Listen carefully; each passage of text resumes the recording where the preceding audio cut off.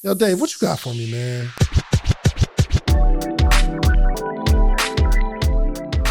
Yo, making money is a funny thing because it seems like anybody that's ever been in a situation where you're making money and then let's just say you get the raise that you were looking for, right? You're excited in a moment because you're making more money than you were making.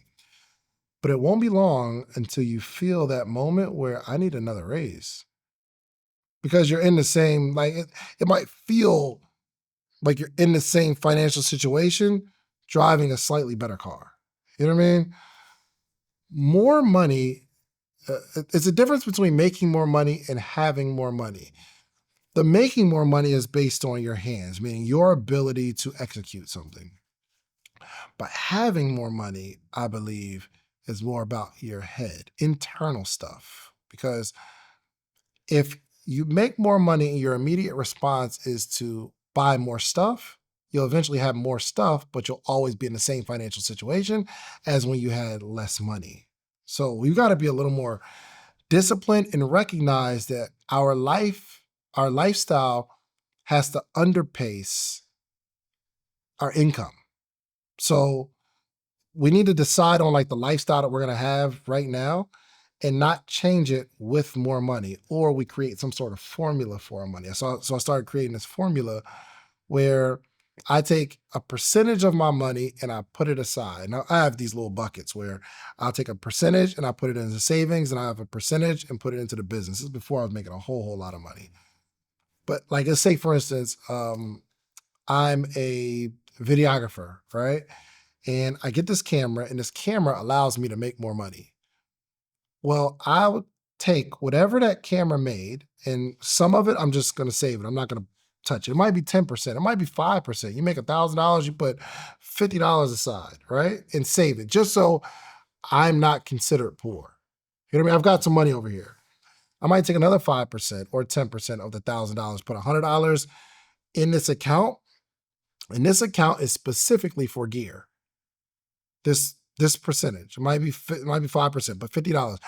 The more gigs you get, you'll have this 50 start stacking, and one day it's 100, one day it's 120, and like you just start compounding it. And the next time I want to buy a lens or a camera, I want to take the business to the next level, I get it from this account. But I also have to just monitor the spending. So we might think because I have more money, I'll just take the more money and I'll just buy more gear. But I mean, that's cool investing in your business, but eventually that process will keep you stuck. It doesn't stop. That's why when people make more money, it's not about the income, it's about the person. You watch them NFL players. We just saw the NFL draft or NBA draft, one of them drafts just hit.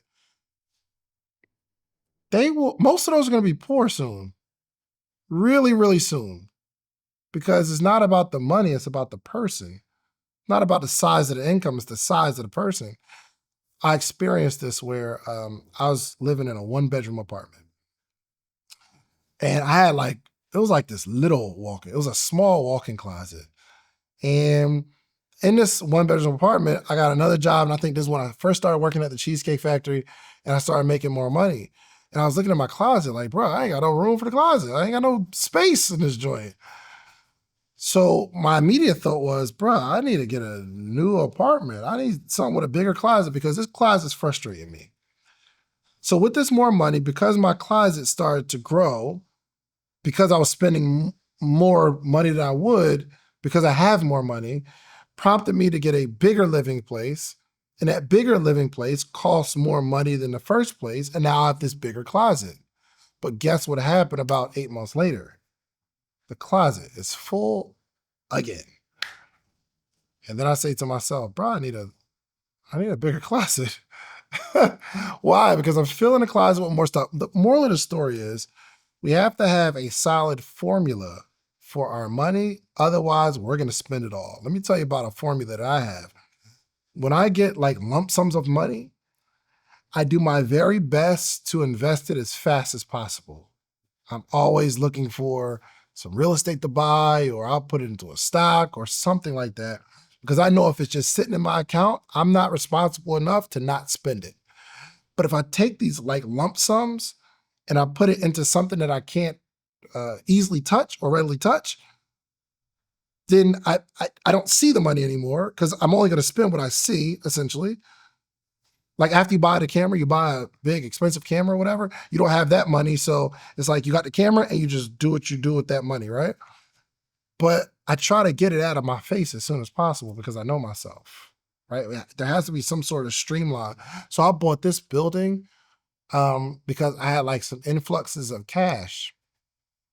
And I kept buying these watches, bro. Like, dang, I got this money. I'd never seen this type of money before. Let me go on and get this watch. Like this, I didn't need this watch. I really didn't. If I had to rewind the time, I would not have gotten it. I'm not giving it to you. You know what I mean? But it was because if you don't have something, when you get something, you spend it.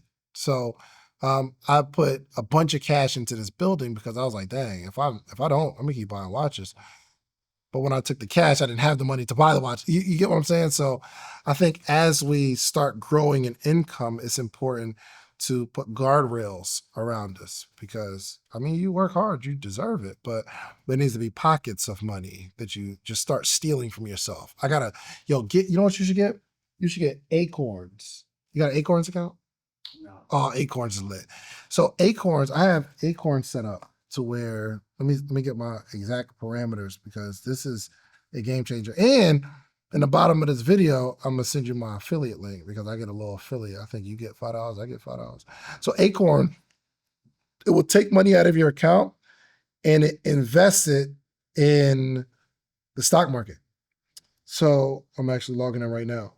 So I have a couple parameters set up. One of the parameters are whatever I spend, it takes the cash, it takes like the remaining cash and rounds up and invests it. So I might have it set up to, hold on, I'm actually gonna tell you right now because I think this is important. Let me log in here. It's actually a pretty dope app. And I've been investing with them for like maybe 6 years or so. So, ooh, get 1,600 when 5 friends join. You gotta sign up. It's nice lit. So I have it set up automatic roundups, 3x.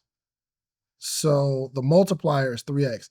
So the example is if you buy a cup of coffee for $4.80, there's 20 cents left over, but I'll 3x it. So I'll put 60 cents in there. So I'll buy something for $10.50, it'll round up to $11, that 50 cents, but it actually take $1.50 and invest it. So that's one of the parameters. And I've been doing it for 5 years. I've just by like investing change and all that kind of stuff, I'm up $10,000. But I also have a recurring $10 a day going into the stock market. So every day it just pulls from my account $10. We don't notice that. You know what I mean? Like, it's not like I'm like, oh, where did my $10 go? And you could do it $1, you could do $2, you could do whatever. Every single day, you could do it weekly. Minimum is $5, but you could do $5 a week, $5 a month, whatever. So you got to start stealing from yourself. So this Acorn steals from me every single day, and I don't see it, but it grows into something.